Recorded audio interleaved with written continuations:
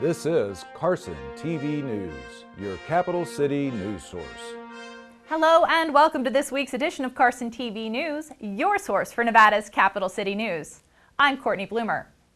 The Thanksgiving tradition of serving the community a free meal continued for the 60th year at the Carson City Nugget. The Nugget and Friends in Service Helping, or FISH, all came together to provide a great meal to members of the community in celebration of the holiday. Community leaders were on hand to serve in a different capacity. Sheriff Ken Furlong was on roll patrol, while Fire Chief Stacy Giomi made sure everyone got a slice of pie.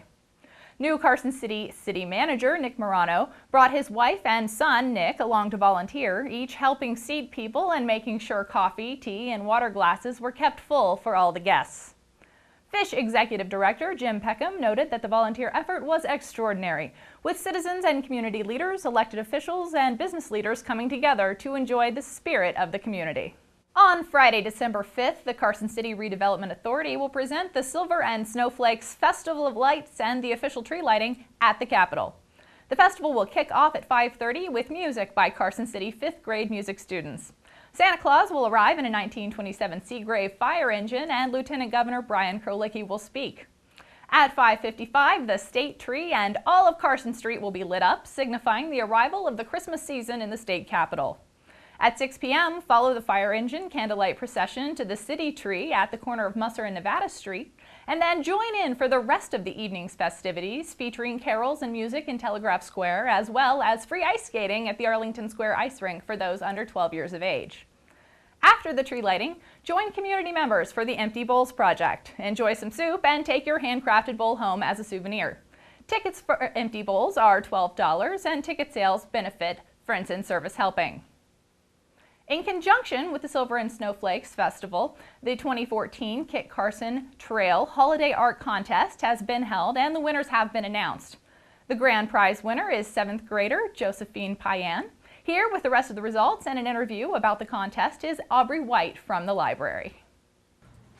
The competition that we did at the library was split into 3 categories: kindergarten through 3rd grade, 4th through 6th, and 7th through 12th. And the kids were allowed to use any medium, but it had to be on an 8.5 by 11 sheet of paper, white sheet of. The contest theme was they had to take any book and combine that book's theme with the holidays. So for example, the winner of the competition used Harry Potter, and it was Christmas at Hogwarts School. So the Teen Advisory Board at the library did the actual judging, and it was a lot of fun because the kids got to play art critic and compare all of the different drawings. We had 8 different kids, and so we had a lot of entries, and we had to help them narrow it down a bit. So we made each of them pick their favorite out of all the different entries, and then do comparisons about like which picture they liked the best. For example, there was one picture that they really liked more than any of the others in the 7th through 12th grade category, but it turned out that they didn't use the right sheet of paper. It was on black, and since this was going to be the cover for the festival, they couldn't take that entry. So then the kids had to decide, okay, well, what do we like besides that? And so it was a lot of fun interacting with the kids and helping them to decide what do you like about this picture. They had to pick out details. We reminded them the prizes were first place was $50, second place was $25, third place was $15. With money on the line, they really had to be sure about which picture they were going to pick for first, second, and third place. The first place in the 7 to 12 category, after we moved that other picture aside, the next one was an easy pick. The artist did an excellent job with colors and adding extra detail with glitter. Thanks, Aubrey. And next up, here's Garrett Lapierre with his Property Perspective segment. This week on home inspections, an important step in the home buying process. Hi, welcome to Property Perspective here on Carson TV News. I'm Garrett Lapierre, local real estate agent with Century 21 Jim Wilson Realty. Today, I want to talk to you about why you should get inspections when you're buying a home. There's several different types of inspections that you can get when purchasing a property. The most prevalent one is a structure or home inspection. And my advice to all my clients is, if you're going to spend $200,000, $300,000, $400,000 on a property, it is very, very astute of you to spend $300 on a home inspection. What the home inspectors do is they go from the bottom of the house all the way to the top of the house, looking at all the major systems, making sure that the furnace works, that the water heater works, that the electrical is working properly. And then they're going to give you a detailed report on the systems of the property. So if something's not working, they're going to take a picture of it, they're going to detail what they think is wrong with it, and most of the time they give a recommendation on how to fix it or how to address the problem. If you are buying a property that sits on a well or a septic, I highly encourage you to get those inspections done as well. Even if the septic has been pumped, 6 months ago, spend the money to bring the septic company out to have them take a look at it. It's money well spent. Most septic inspections and pumpings, that's what they do, is they'll inspect it and they'll pump it all in the same appointment. Roughly around $500. If a septic system fails, you're going to be looking somewhere between $10,000 to $15,000 to fix it. So spending $500 is definitely a good investment. The other inspection that we see a lot in the real estate business is a pest inspection. We do have termites in this area. They're not very prevalent, but we do get them. There's a big myth that we don't get them here, but we do get them. And then they're also looking for things like plumbing leaks when they get underneath the property. And they're also looking for other kind of pests, spiders, mice, snakes, things like that they're going to look at and make sure that the property doesn't have a problem with those. Obviously, none of us would want to buy a property where there's a nest of snakes underneath the house. Most pest inspections are going to be around $125. Once again, that's very cheap and money well spent. Those inspections can be a contingency in your offer when buying the property. And what that means is that the inspections have to come back to your satisfaction in order for you to proceed with the purchase of the property. You can't back out of a deal because a door handle doesn't work or there's a little crack in a window. But if the furnace doesn't work or the water heater shot, those are things that you can back out of a deal for. Whoever is your agent who's representing you should be looking out for those things, A, when they're showing you the property and you're first looking at it, but also when you get the inspection report back, they should raise any red flags that they see based on their experience in the real estate business. For me, I know that if around the toilet it's soft, there's probably a water damage issue there, and we want to look further into that. That is why having a good real estate agent is very important to you, but also more importantly, spending the money on inspections is one of the best things that you can possibly do when buying a property. We want to hear from you about what topics you'd like to see covered, and if you have any other questions that you'd like to see us answer as well. You can email us here at carsontvnews@gmail.com. Thank you for watching this segment of Property Perspectives, and make it a great day. Permits are available now to cut your Christmas tree. Here's Rob Beamer from Sierra Nevada Outdoors to tell us more. While the day after Thanksgiving for some may involve recovering from a food coma or a chaotic shopping experience, many Northern Nevada families make it a tradition of heading into the Sierra Nevada Outdoors to harvest their very own fresh-cut Christmas tree. Many outdoor enthusiasts pack a lunch of leftover turkey, stuffing, and cranberry sandwiches, hot cocoa, leftover desserts, and make a day of searching long and hard for that perfect tree to bring into their homes and provide that Christmas spirit for the holiday. The U.S. Forest Service began the sale of Christmas tree permits on November 24, 2014. Permits cost about $10 each, must be purchased in person, and are not transferable, and are sold on a first-come, first-served basis. Permits are available for purchase until December 19th, but trust me, permits usually sell out by then. The last day to cut a Christmas tree is December 25th, 2014.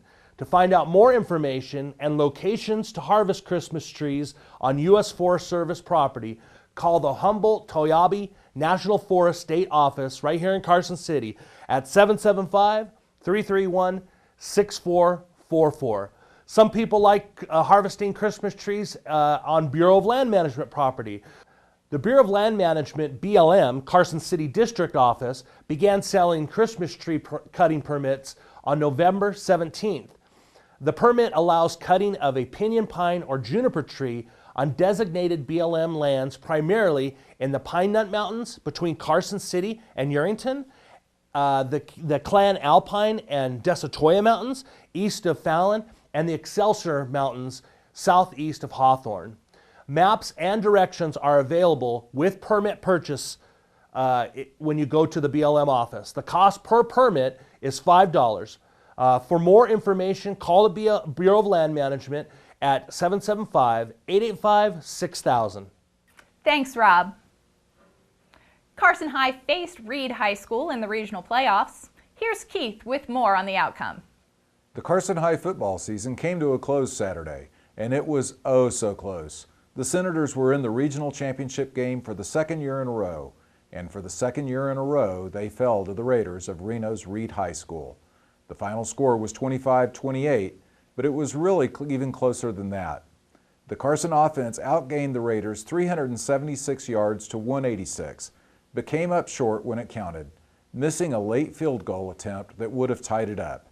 The Senators have not won a regional championship since 1960, and now will have to wait till next year. Things went much better for the Wolfpack this weekend. The heaviest, most expensive trophy in college football, the Fremont Cannon, is now back in the North after Nevada soundly defeated UNLV 49-27. Courtney?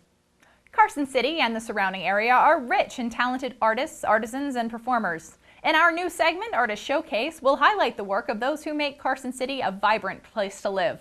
Our first feature is photographer Sarah Morey, who uses her talents to help families capture memories. I read somewhere it was a quote that stated, if you want to find out what somebody fears, look at what they take pictures of.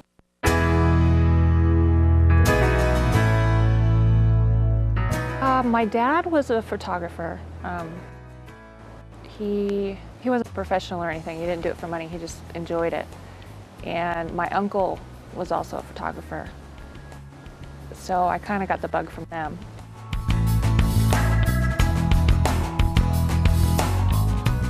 And one of my first cameras I got was from my father. It was an old Minolta film camera, 35 millimeter. And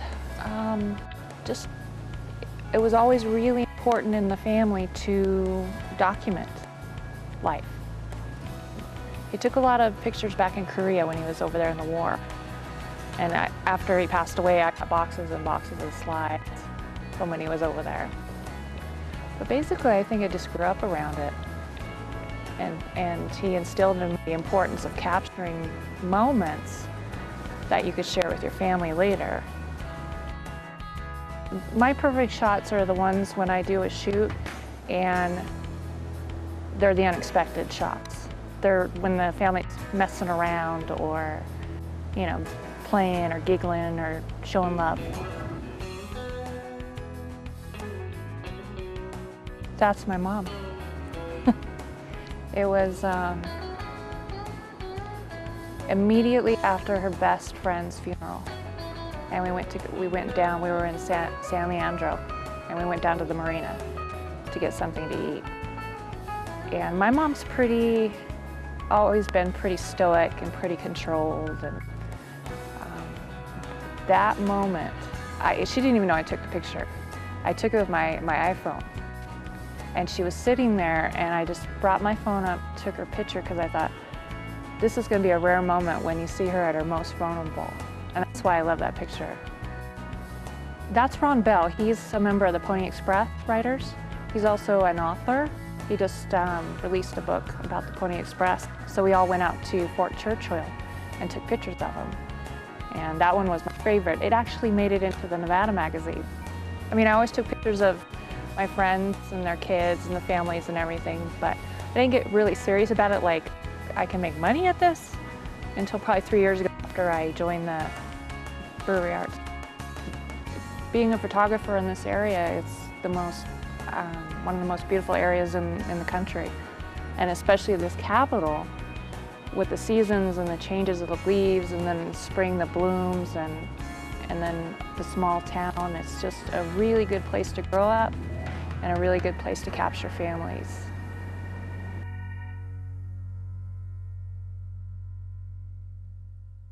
Here comes Santa Claus. The Jolly Elf is making his way around Carson City to see who's been naughty and nice before returning to the North Pole for final Christmas preparations. If you'd like to tell Santa what you're hoping to find under the tree this holiday, here's a short list of places you may be able to catch him.